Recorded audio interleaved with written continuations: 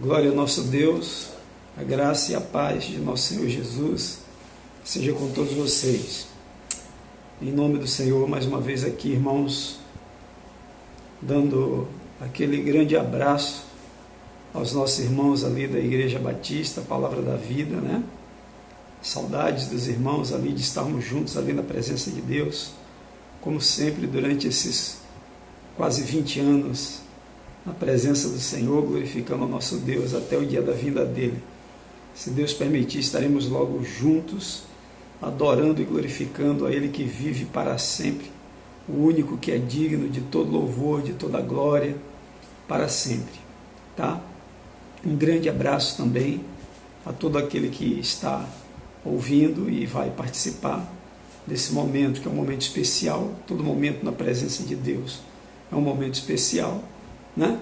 Então, a você que está participando, que vai participar, vai ouvir, vai orar junto conosco, abração, que Deus te abençoe nessa noite, de modo especial, em nome de Jesus, tá bom? Eu quero pedir a você, vamos curvar a nossa cabeça, vamos orar ao Senhor nesse momento, em nome de Jesus, oremos ao Senhor. Querido Deus e nosso eterno Pai, em nome de Jesus, Pai, nós oramos a Ti, nos reunimos diante da Tua presença, no mesmo Espírito, na mesma fé, com o mesmo objetivo e propósito, em um nome santo e poderoso de Jesus, para glorificar e exaltar o Teu nome, Senhor, em primeiro lugar, para Te adorar, Te dar graças, render graças ao Senhor de todo o nosso coração, por mais um dia diante da Tua presença e debaixo do Teu cuidado, da Tua bondade, das Tuas misericórdias, da Tua fidelidade, Senhor. Te agradecemos em nome de Jesus, também Te agradecemos por este momento em que juntos nós unimos a nossa fé diante da Tua presença, reunidos em Tua presença, ainda que distantes fisicamente uns dos outros, mas juntos na mesma fé, propósito e objetivo diante do Senhor, para Te louvar, glorificar, adorar, aprender de Ti, Senhor, e invocar o Teu nome, Senhor. Por isso, Deus, obrigado, Te agradecemos por esse momento, pela Tua presença no meio de nós, porque o Senhor está agora onde nós estamos, em cada casa, em cada lar, no meio de cada família, abençoando com a Sua presença a nossa vida, e nós como Igreja do Senhor reunida através deste canal e através da ação do Teu Espírito Santo, louvamos ao Senhor. Pai amado, abençoa a Tua Igreja nesse momento, onde ela está, na casa de cada servo do Senhor, na casa de cada pessoa que está ouvindo agora, participando agora deste momento de oração, de fé, de leitura e de regozijo na Tua presença.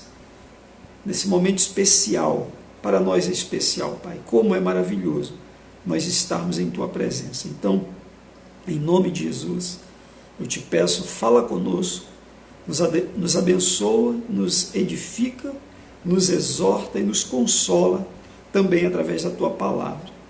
Em nome de Jesus, oramos a Ti agradecidos. Abre o entendimento de todos nós, para que nós possamos compreender a Escritura. Em nome de Jesus, amém. Amém, queridos? Nós falamos alguns dias atrás aí, umas 2 vezes, a respeito da importância daquilo que pensamos. Tá? Domingo passado, começamos a falar a respeito da pessoa do Senhor Jesus. Né? Então, começamos a leitura do Evangelho segundo João, narrativa de João, tá certo? E nós vimos aqui do versículo 1 ao versículo 3 a respeito de Cristo, que Ele era o verbo, a palavra viva, a palavra de ação, a palavra de criação de Deus, né?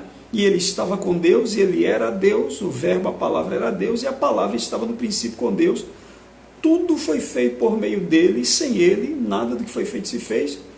A vida estava nele, no verbo vivo, na palavra viva, e a vida era a luz dos homens. A luz resplandece nas trevas, e as trevas não prevaleceram contra ela, jamais prevalecerão. Luz é luz, treva é treva, não há como as trevas prevalecerem contra a luz, né? As trevas também não a compreenderam, a treva é uma coisa tão ruim que ela não consegue compreender a luz da vida, né? A treva, ela não consegue compreender a luz da vida. Continuando aqui, diz a partir do versículo 6, nós vamos ler até o 14, diz: houve um homem enviado por Deus, cujo nome era João.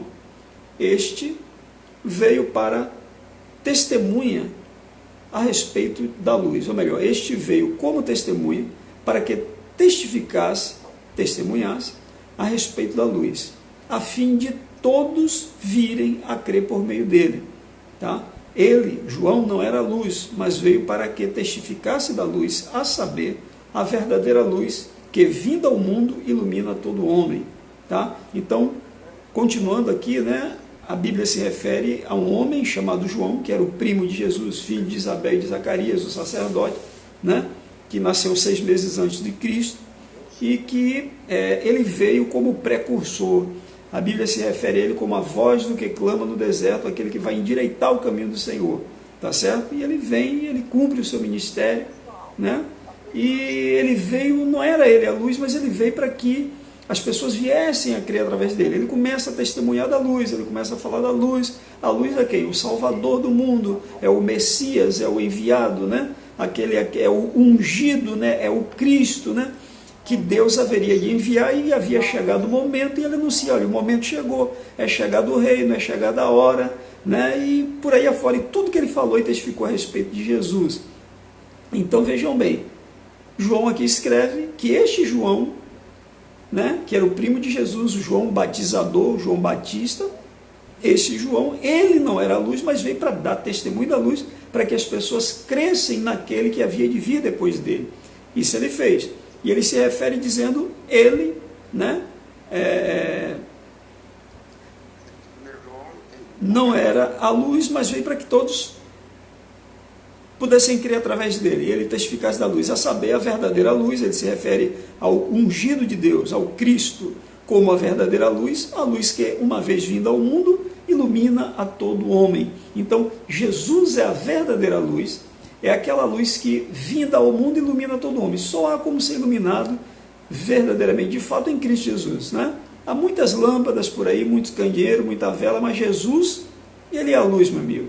É a luz que eu preciso, que você precisa, que a minha alma, o meu espírito, a minha mente, o meu coração, todo o meu seio, o seu precisa, é Jesus Cristo, Filho do Deus vivo. Esta é a luz que nós precisamos. A Bíblia se refere a ele como a verdadeira luz que, vinda ao mundo, ilumina todo homem. Ele já veio, e aí está a luz dele, iluminando a todos quantos creem nele. Mais adiante, aqui no versículo 10, está escrito o seguinte: o verbo estava no mundo, né? A palavra viva de Deus, a palavra de Deus na forma humana estava no mundo. O mundo foi feito por intermédio dele, mas o mundo não o conheceu, né? O mundo foi feito por intermédio dele, mas o mundo não o conheceu. Ele veio para o que era seu, e os seus não o receberam, mas a todos quantos o receberam, deu-lhes o poder de serem feitos filhos de Deus, a saber, aos que creem no seu nome, os quais não nasceram do sangue, nem da vontade da carne, nem da vontade do homem, mas de Deus. Tá? E aqui diz no 14, e o verbo, a palavra, se fez carne e habitou entre nós, cheio de graça e de verdade, e vimos a sua glória como a glória do unigênito do Pai, do Filho único do Pai, do Deus Todo-Poderoso. Então vejam bem, versículo 9, ele é a verdadeira luz, a palavra de Deus, o verbo vivo de Deus é a verdadeira luz, que uma vez vinda ao mundo, ilumina todo ser humano. Então a luz que ilumina a mim, a você e a todo ser humano e a toda a raça humana chama-se Jesus Cristo, a palavra viva de Deus, a palavra criadora de Deus, que veio entre nós, cheio de graça e de verdade, né? E aqueles que viveram naquela época tiveram o privilégio de ver a este Jesus, cheio da graça de Deus, cheio da verdade de Deus, cheio da glória de Deus, como a glória do Filho único de Deus. Tá? Diz mais aqui, a palavra da criação, a palavra criadora de Deus, o verbo de Deus, o Deus criador, estava no mundo. O mundo foi feito por ele, mas o mundo não o conheceu. Né? Que mundo? Os animais, as árvores, as praias, as florestas? Não. Aqui ele se refere, a Bíblia se refere que o mundo, né, que foi feito por ele, claro, tudo tudo foi feito por ele, mas o mundo não conheceu, ou seja, este mundo não conheceu, este sistema não conheceu, as pessoas da época não o conheceram, né? Ele veio para o que era seu e os seus não o receberam, ou seja, todos nós sabemos, como está escrito, que a salvação vem dos judeus. Jesus era judeu, Jesus era da tribo de Judá, ele é referido como leão da tribo de Judá, o símbolo da tribo de Judá, uma das 12 tribos de Israel. É um leão, Cristo é o leão da tribo de Judá. Jesus veio primeiramente para os seus, para os judeus, os seus não o receberam, né? A grande maioria do povo judeu rejeitou a Cristo.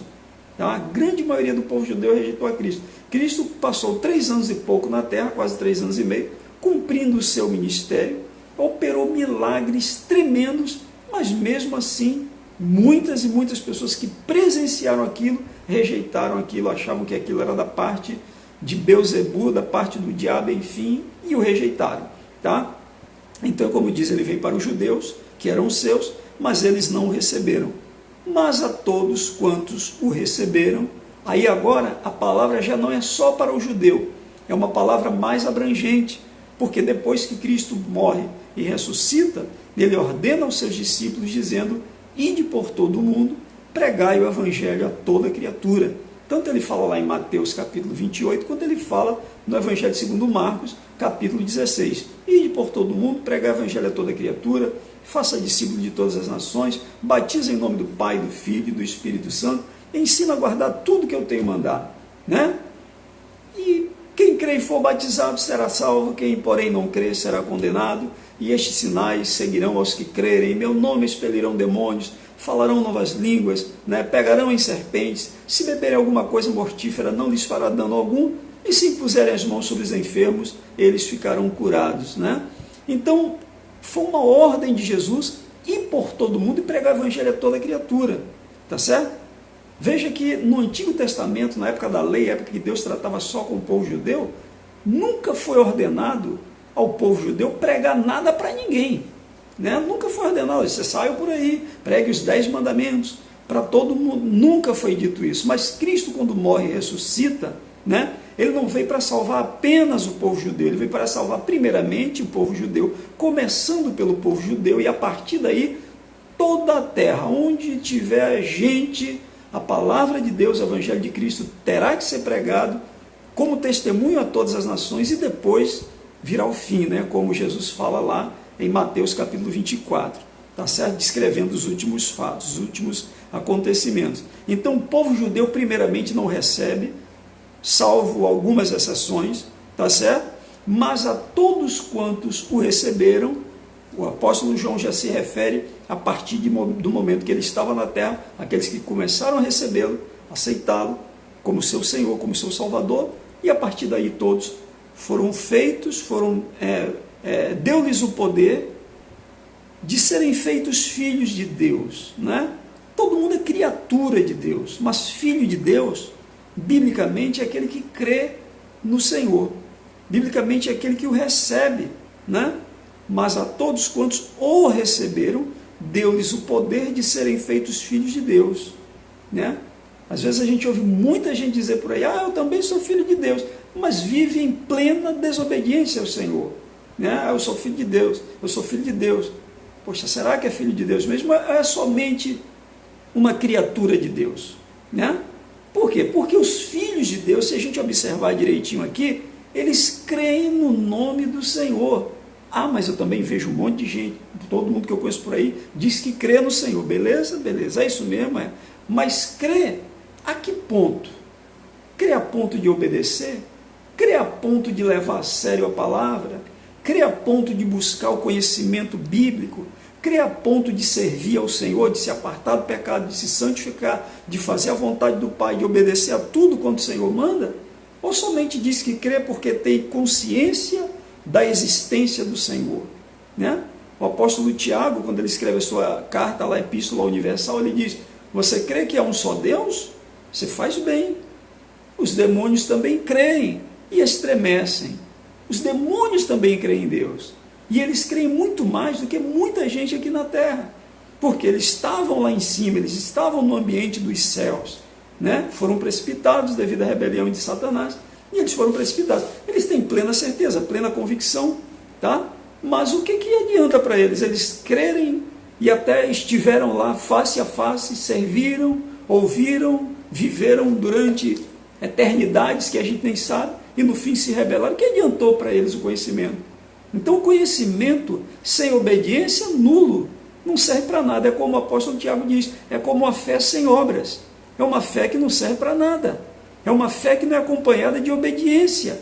É uma fé que não é acompanhada de serviço a Deus. Não traz benefício nenhum. Não é poderosa para salvar, né? Então nós vemos aqui, vejam só, eu louvo a Deus pelas coisas que estão escritas. Na Bíblia há uma montanha de verdades escritas, verdades eternas, verdades espirituais, verdades de Deus, verdade do reino dos céus, do reino do Espírito, do reino espiritual. A Bíblia há montanhas de princípios e palavras maravilhosas e segredos que não são segredos, que estão aqui diante de nós e que muitas pessoas leem e não percebem. Elas não têm olhos para ver, elas não têm ouvidos para ouvir, elas leem 5, 10, 15, 20, 50 vezes e não percebem o que está escrito. Mas há verdades escritas aqui que outros, quando as percebem, não gostam, acham, não, isso aqui é diferente, não, isso aqui é demais, não, isso aqui não pode ser assim. Meus amados, isso é assim. Isso aqui são as verdades eternas que Deus as revelou para a gente, que é imutável e que nós, né, quem for julgado será julgado pela palavra que foi pregada. Então esta palavra aqui diz para mim, para você, para meu pai, para minha mãe, para seu pai, para sua mãe, para o meu filho, para sua filha, para o seu filho, para sua filha, para o seu tio, para o seu parente, para o inimigo, para o vizinho, para quem for, para quem está no Brasil, na Alemanha, na Austrália, no Japão, na Suécia, na África, para onde for. A Bíblia diz o seguinte: Jesus é a verdadeira luz que uma vez vinda ilumina todo homem. O mundo foi feito por meio dele e o mundo não conheceu, o mundo ignorou. Ele veio para o que era seu, os seus não receberam, mas a todos quantos o receberam, grave bem isso no teu coração, a todos quantos o receberam, deu-lhes o poder de serem feitos filhos de Deus. Quem são essas pessoas? A Bíblia diz, aqueles que creem no seu nome, os quais não nasceram do sangue, nem da vontade da carne, nem da vontade do homem, mas nasceram da vontade de Deus. Preste toda atenção, fique atento, leia a Bíblia, leia e leia repetidamente, peça ao Senhor que Ele traga para você a verdade que está escrito aqui, o teor da sua revelação aqui. A Escritura aqui diz o seguinte, que todos quantos o receberam, deu-lhes o poder de serem feitos filhos de Deus, a saber, os que creem no seu nome. Há pessoas que creem no Senhor e são feitas filhas de Deus. Elas passam de criatura para filhas. A condição de criatura é uma, a condição de filho é outra. Filhos têm direitos, tá certo? Filhos gozam de determinados privilégios. A herança são para os filhos, né? Não para os escravos, mas para os filhos. Não para os estrangeiros, mas para os filhos. A Bíblia diz que nós somos herdeiros de Deus e co-herdeiros em Cristo ou através de Cristo, como você quer entender. Nós somos herdeiros de Deus e co-herdeiros por Cristo Jesus. Então a Bíblia diz que aqueles que o recebem são os que creem no nome dele, como Jesus, o Filho do Deus vivo, o Salvador eterno, aquele que deu a sua vida para nos salvar. Ninguém mais deu a vida para nos salvar. Não teve Buda, não teve Confúcio, não teve ninguém, nenhum desses santos aí de igreja que as pessoas infelizmente ficam manufaturando imagens de escultura para adorar.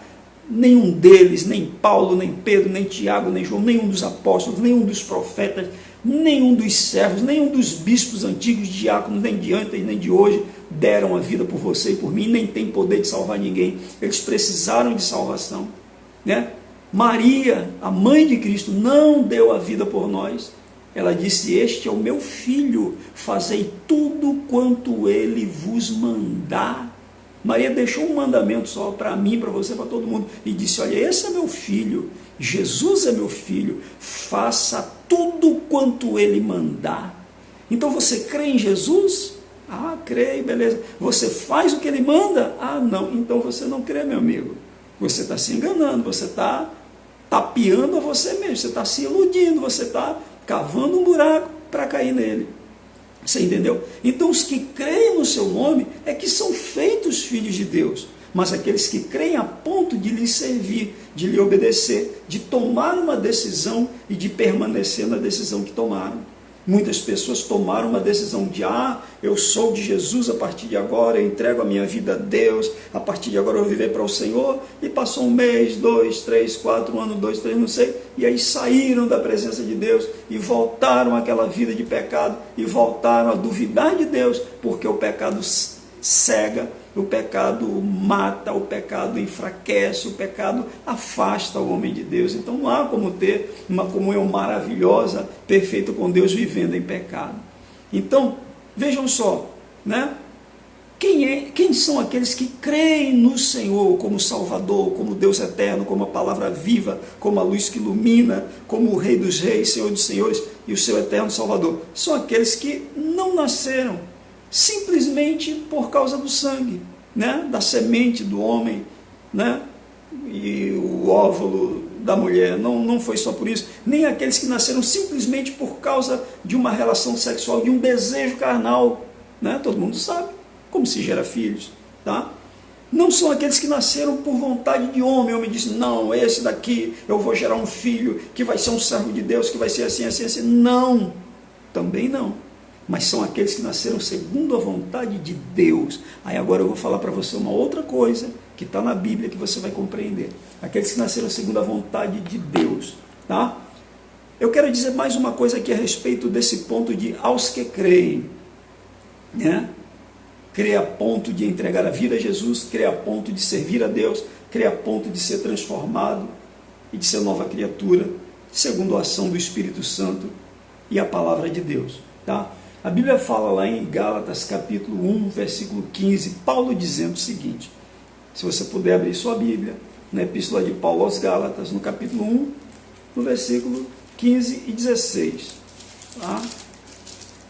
Paulo falando a respeito de como o Evangelho chegou até ele, como ele aprendeu e tal. Enfim, ele diz assim: quando, porém, Paulo fala que ele era um homem perseguidor da igreja, todos nós sabíamos que Paulo assolava a igreja, destruía a igreja de Deus, consentia na morte de crentes, viajava para prender crente, tomar tudo, confiscar os bens. Paulo assolava, a Bíblia diz que Paulo destruía a igreja do Senhor, até o dia que, a caminho de Damasco, ele mais homens do seu governo, do exército, não sei, ou do templo, que os acompanhavam, guardas que acompanhavam ele, com cartas para o rei de Damasco, pedindo autorização para prender cristãos e trazer amarrados, acorrentados de volta para Jerusalém. Nesse caminho, Paulo tem uma visão, vê uma grande luz, todos veem a luz, os homens fogem correndo, Paulo cai do animal e fica como que cego, né?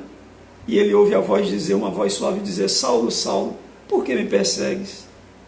E ele diz: quem és, Senhor? E o Senhor responde: eu sou Jesus, a quem tu persegues. A partir daí, Paulo mudou. A partir daí, ele passou a crer naquele que ele perseguia. Ele conheceu aquele que ele perseguia. Por quê? Porque ele não conhecia. O problema todo é porque a ele não havia sido ainda revelado quem era Jesus.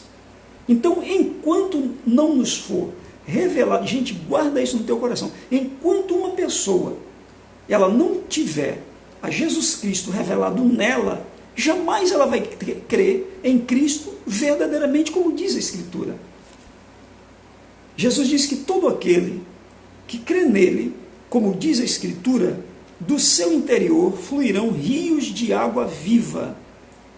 Isso dizia ele a respeito do Espírito que haveria de receber todo aquele que nele cresce.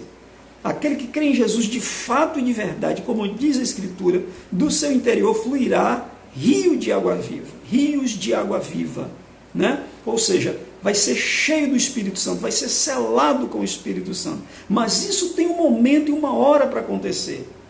Olha o que acontece com Paulo aqui, né? Gálatas capítulo 1, versículo 15 e 16, Paulo diz: quando, porém, ao que me separou antes de eu nascer, irmão, Deus separou a mim, a você e a todos os crentes antes de nós nascermos.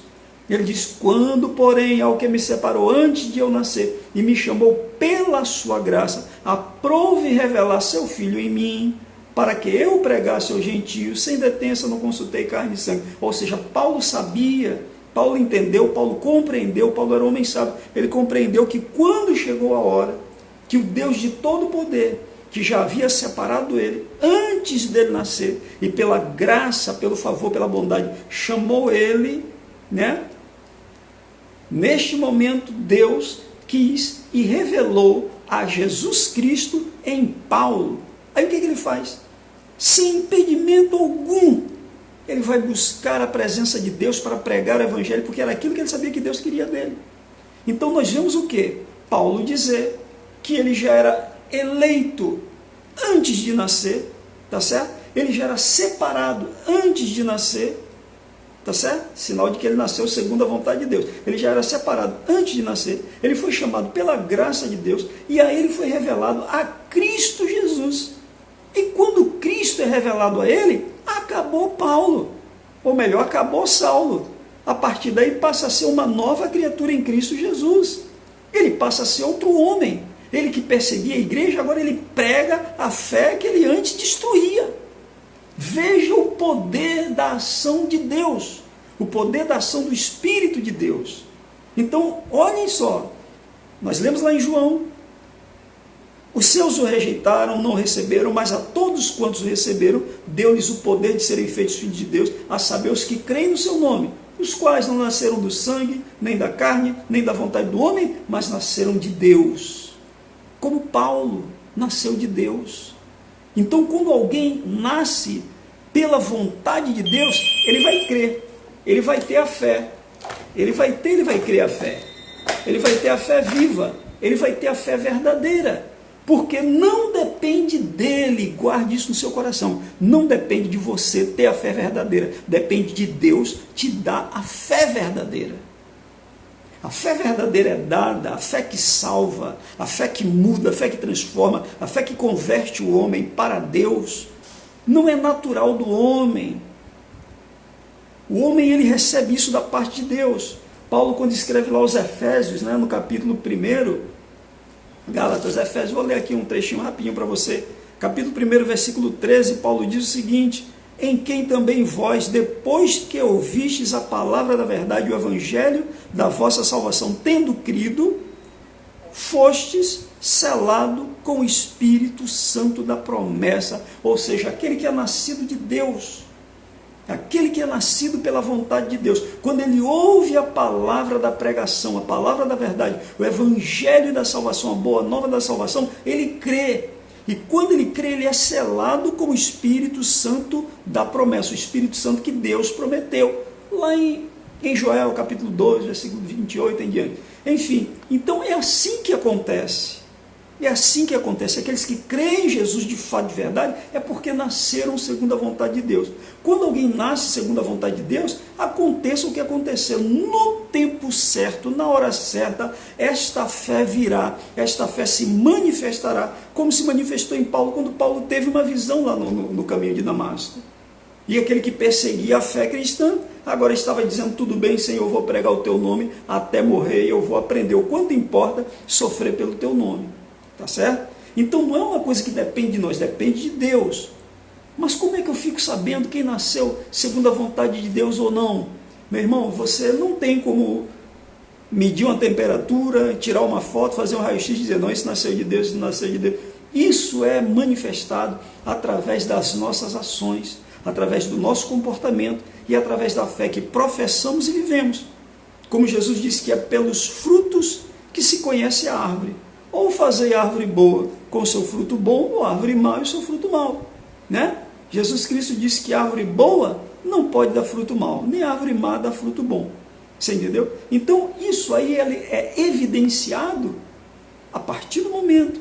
Você pode ver uma pessoa que viveu uma vida inteira de erros, e lá na fase adulta, já lá quase na fase de meia idade, terceira idade, a pessoa vai e ela se arrepende, e ela crê. Por quê? Porque naquela hora chegou o momento de se manifestar aquela fé que Deus já tinha para operar nela, a salvação. É Deus quem opera em nós a salvação.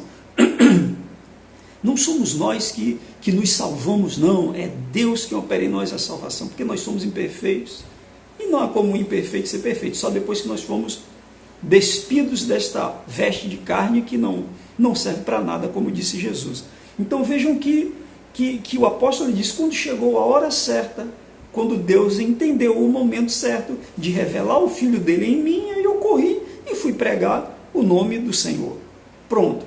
Então entenda que a gente é separado antes de nascer, a gente é chamado pela graça de Deus, a gente crê porque isso é dom de Deus, não vem de nós, como Paulo escreve aos Efésios também, né? Pela graça sois salvos, isso não vem por meio da fé, isso não vem de vós, é dom de Deus, não vem por obra para que homem nenhum se glorie, tá certo? Então é Deus que opera essa salvação, tá? Mais adiante aqui nós vemos o quê? Tá? Às vezes você diz assim, não, mas alguém recebe, outro não recebe. O que justifica a gente pregar o evangelho para alguém? Quantas vezes a gente que evangeliza, prega e diz, vem cá, você crê em Jesus? Creio. Crê que Jesus é Filho de Deus? Creio. Você quer ser salvo? Quero. Você crê que Jesus te salva? Creio. Você quer entregar sua vida a Jesus agora e receber Ele como seu Senhor e confessar Ele como seu Senhor e Salvador? A pessoa diz não. Como se explica isso? Né? Como se explica isso? Eu já vi gente morrer, gente de família evangélica, morrer com mais de 90 anos de idade. A família dizendo assim, fulana, a senhora aceite a Jesus. Ela, não quer. Pessoa consciente. Tinha problema de Alzheimer não, meu amigo. Né? Não é a pessoa que perdeu a razão, não. Pessoa consciente, pessoa lúcida, que interagia, que tal, tudo bem. Né? Não quis, negou até o último momento. O que se explica isso? Como se explica isso? Por que a palavra de Deus é pregada? Uns creem, outros não creem. Uns abraçam a fé num primeiro momento, outros depois, mais tarde, abraçam a fé também, abraçam de fato de verdade. Por quê? Porque depende no momento, quando aprouve a Deus, quando Deus quis revelar Cristo Jesus a Paulo, ele foi fazer aquilo que Deus queria que ele fizesse, tinha por propósito fazer. Então, é isso que eu quero que você entenda. E são coisas que a Bíblia mostra, né? A salvação não depende de mim, não depende de você. O que Deus requer de nós é fidelidade, obediência, é misericórdia e é humildade. É isso que Deus diz. O que Ele quer de nós é que nós pratiquemos a justiça, amemos a benevolência e a misericórdia e que andemos humildemente perante Ele, como está lá escrito no livro do profeta Miqueias. Tá certo? Então, nós vimos que Paulo tem um encontro, Cristo é revelado para ele. Tá? Nós vemos aqui também o que Jesus diz. Vejam só, Mateus capítulo 11, versículo 27.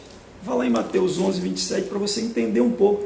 Poxa, como é que se explica, pastor, que Jesus veio ao mundo, operou tanto milagre, milagre mesmo, desses milagrinhos michuruco que tem por aí pela televisão, não. É milagre de fato, de verdade. Cristo operou cego, as multidões de cego enxergando, mudo falando, paralítico andando, enfim, leproso sendo curado. Mateus capítulo 11, versículo 27.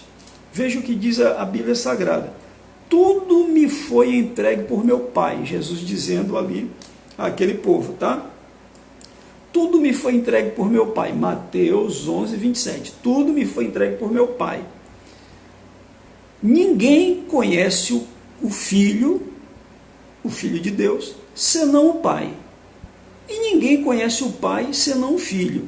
E aquele a quem o Filho o quiser revelar. Por isso você vê a pregação da palavra e o Evangelho sendo pregado. Quase ninguém quer conta com o Evangelho. Né? Quase ninguém quer conta com o Evangelho. A gente sabe dos muitos escândalos, mas tudo isso é bíblico. E a Bíblia diz que aqueles que fazem do Evangelho meio de lucro, né? E aqueles que fazem do povo de Deus negócio, já há um castigo de antemão preparado para eles. Né? Está pensando que vai passar impune essa falta de vergonha não tem nem adjetivo, irmão, não tem nem adjetivo para descrever um mentiroso explorador da fé dos outros, não tem nem adjetivo para descrever uma coisa dessa, né? É como o apóstolo Paulo diz, são os inimigos da cruz de Cristo, né? Inimigos da cruz de Cristo, gente que explora o povo, que mente, que enfim, paciência, que prega tudo menos a salvação, né? Que só prega dinheiro, enfim, né? E que não tem nenhum testemunho de vida, tá? Então Jesus Cristo disse, olha, tudo me foi entregue por meu Pai, ninguém conhece o Filho senão o Pai, ninguém conhece o Pai senão o Filho, e aquele a quem o Filho quiser revelar. Só vai conhecer a Deus a quem Jesus Cristo quiser revelar. Agora veja algo que está escrito aqui em João. Então não é todo mundo que conhece a Deus, não, só o Pai, só aquele a quem Jesus quiser revelar. Agora veja o inverso aqui. Aí mesmo no Evangelho segundo João, no capítulo 6, no versículo 65, João 6, 65. Abra aí sua Bíblia, João 6, 65. Diz assim, por causa disto é que vos tenho dito, ninguém poderá vir a mim, se pelo meu Pai não lhe for concedido.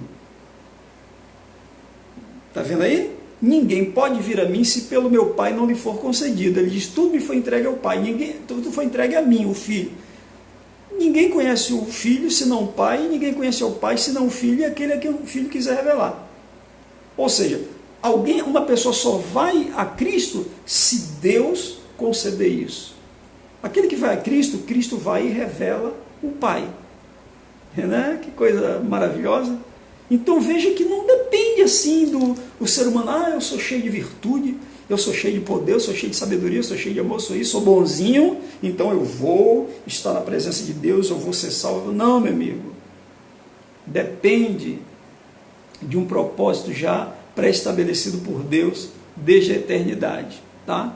Desde a eternidade. E para que pregar o Evangelho? Porque quando nós ouvimos a palavra da verdade, aqueles que nasceram pela vontade de Deus, ouvem a palavra da verdade e creem na boa nova de salvação, eles estão selados com o Espírito Santo da promessa. E o que acontece quando alguém é selado? Ele não é mais dele, ele perde o senhorio da sua própria vida, ele não vive mais para fazer o que ele quer, ele vive para fazer o que o seu Senhor, Deus, Pai, Salvador e Juiz quer. Ele não tem mais vida própria, não é que ele passe a ser um homem infeliz, não, pelo contrário, a verdadeira felicidade está em servir e agradar a Deus, aí onde está a verdadeira felicidade, entenderam? Então o que acontece quando Jesus é revelado, quando o Pai é revelado, quando nós vamos a Jesus e quando Cristo Jesus é revelado por nós da parte de Deus? Nós nos tornamos novas criaturas em Cristo Jesus. Nós nascemos de novo, nós deixamos de ser aquela velha criatura, as coisas velhas passam, tudo se faz novo, como Cristo fala a Nicodemos, né? Aquele que não nascer de novo, né? Não pode ver o reino de Deus, né? Se alguém não nascer de novo, não pode ver o reino de Deus. Se alguém não nascer da água e do Espírito, não pode entrar no reino de Deus, né? E ele diz a Nicodemos, importa-vos nascer de novo, não se importe de eu te dizer, que importa nascer de novo. Então, se alguém não nascer de novo, se alguém não se torna nova criatura, jamais verá ou entrará no reino de Deus. E isso é algo que Deus ele tem para nós. Por isso pregamos o Evangelho, para que aquele que está no plano de eternidade, de salvação do Senhor, ele ouça. E quando ele ouvir, a luz vai brilhar nele.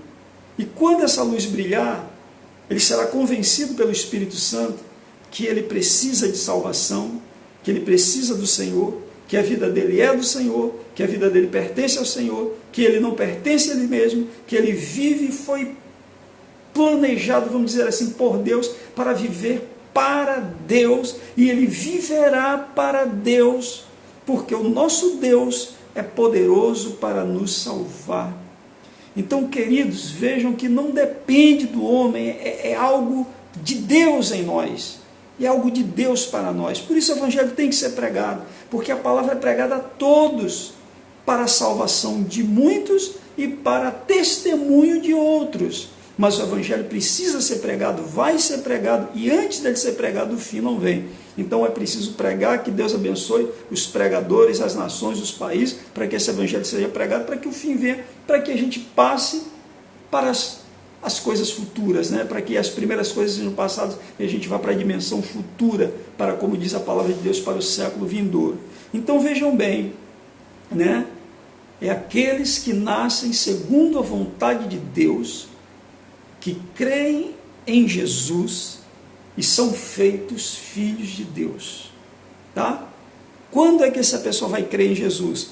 Quando Deus, o Pai, revelar a Cristo para esta pessoa. A partir daí, meu amigo, ele perde o senhorio e as rédeas da sua própria vida, ele passa a viver guiado pelo Espírito Santo, e Paulo diz, todos os que são guiados pelo Espírito de Deus, estes são filhos de Deus, e se alguém não tem o Espírito de Cristo, esse tal não é dele. Então essa pessoa passa a viver guiada pelo Espírito de Deus, e o objetivo maior da vida dela é fazer aquilo que é agradável ao Senhor. Essa é a razão de viver do Filho de Deus. O Filho de Deus, ele não vive para si, ele vive para Deus, ele vive para o Senhor, ele vive para servir a Deus. A razão da vida dele é obedecer ao Senhor. Paulo ora a Deus, né, pelos colossenses, pedindo que eles fossem ricos, cheios, plenos do conhecimento de Deus, para que fizessem somente as coisas que são agradáveis a Deus. Então o conhecimento de Deus nos leva a agradá-lo. O Filho de Deus, tudo o que ele quer é agradar a Deus, com as palavras que saem da sua boca, com os pensamentos que se passam na sua cabeça, com as suas atitudes, com a sua vida, com a sua fé, com o seu serviço, enfim, é isso que ele quer. Então, queridos, volto a dizer aquilo que diz a Bíblia, que muita gente não gosta. Então Deus é exclusivo. Deus é que sabe, meu irmão. O autor da história é ele, né? O autor da história é ele, ele é que sabe, não sou eu que determinei não. Mas na Bíblia está escrito verdades que muitas pessoas não aceitam, não gostam, não querem, não entendem, e eu não posso fazer nada. Eu sei que eu creio, louvo ao Senhor pelas misericórdias dele que chegou na minha vida, louvo a Deus e oro para que as misericórdias dele cheguem na vida de muitos, porque ele mandou pregar e foi para isso que eu fui chamado, eu e outros que ele tem chamado para isso. Então, mas entenda e creia desta forma. Ponha no teu coração aquilo que nós lemos aqui agora. Eu ainda repito para você, João, capítulo 1, do versículo 6 ao 14, nós lemos Gálatas, capítulo 1, versículos 15 e a primeira parte do versículo 16, nós lemos Mateus, capítulo 11, versículo 27, e nós lemos João, capítulo 6, versículo 65.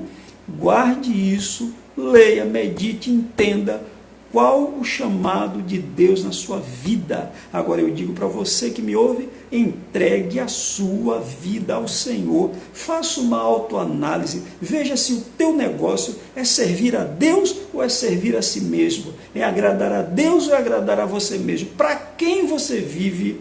Ah, mas eu tenho família, você tem obrigações com a família, mas a sua vida é para Deus acima de todas as coisas. Você entendeu, querido? Porque quando Cristo nos é revelado, meu irmão, acabou o nosso senhorio, acabou a nossa autoridade, acabou a nossa vontade, acabou tudo. A gente vive para agradar aquele a quem nos chamou, que nos amou primeiro e se entregou por nós, para nos dar tão grande salvação. Então entregue a sua vida ao Senhor. Tá certo? A verdadeira fé leva à obediência. A verdadeira fé leva à abnegação. A verdadeira fé leva à esperança. A verdadeira fé leva ao compromisso, ao serviço, à fidelidade, ao amor e à prática e ao interesse pelas coisas do Senhor. Tá? Então, faça uma análise se a sua fé é verdadeira e coloque sua vida nas mãos de Deus. Tá bom? Creia no Senhor, invoca Ele, busca Ele e entregue a sua vida ao Senhor. Que Deus te abençoe poderosamente, que esta palavra entre no teu coração e faça o milagre, o maior milagre que existe, que é o milagre da salvação, meu amado.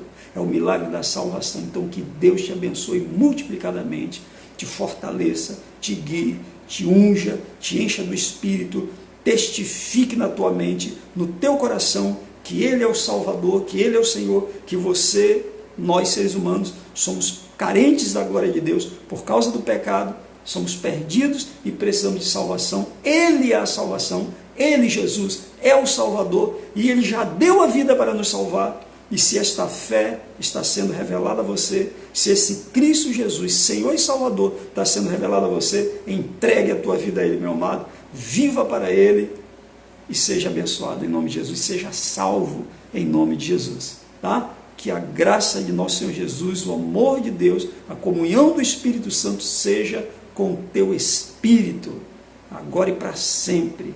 Que Deus abençoe tua casa, tua família com paz, com proteção, com salvação, com luz verdadeira e com vida eterna. Que o Senhor proteja o teu lar, proteja a tua vida.